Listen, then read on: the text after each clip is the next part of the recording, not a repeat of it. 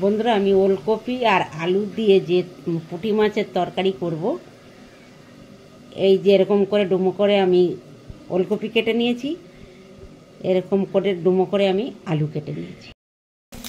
বন্ধুরা আমার মাছটা ভাজা হয়ে গেছে, আমি এবার তুলে নিচ্ছি।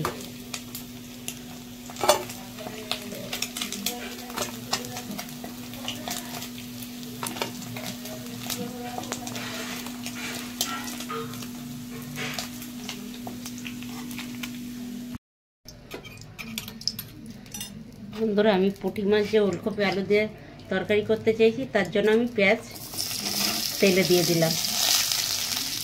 এবার আমি একটু পেঁয়াজটা নেড়ে নেবো, তারপরে সবজিগুলো দেবো।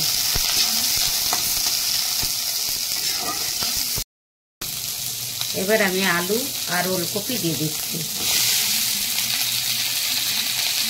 এবার আমি এটা একটু কষে নেবো, তারপরে নেব মশলা দেবো।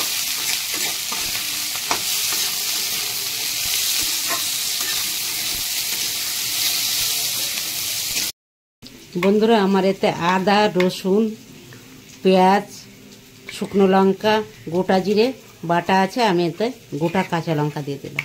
বন্ধুরা আমি এই মশলাটা দিয়ে এবার আমি তরকারিটা কষিয়ে নেব।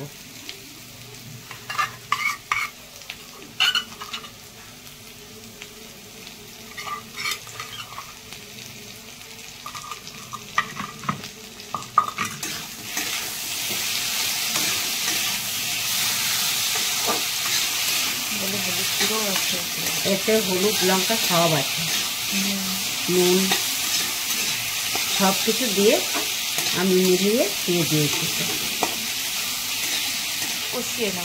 কষিয়ে নেব ভালো করে, কষিয়ে নিয়ে তারপরে জল দেব। বন্ধুরা আমার কষানো হয়ে গেছে, এবার আমি জল দিয়ে দিচ্ছি।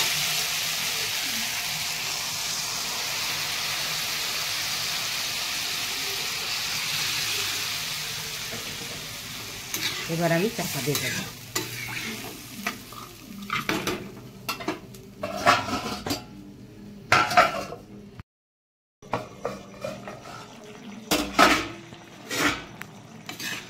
বন্ধুরা আমার তরকারিটা হয়ে গেছে, আমি এতে মাছ দিয়ে দিচ্ছি। মাছ দিয়ে একটু ফুটলে আমি নামিয়ে নেব।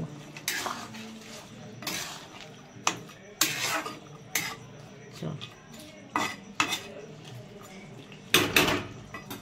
চল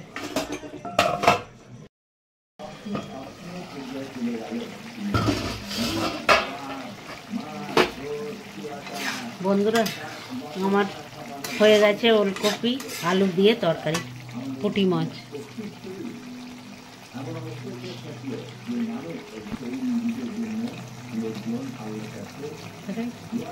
এই দেখুন ওলকপি ভালোভাবে সিদ্ধ হয়ে গেছে, আলুও ভালোভাবে সিদ্ধ হয়ে গেছে,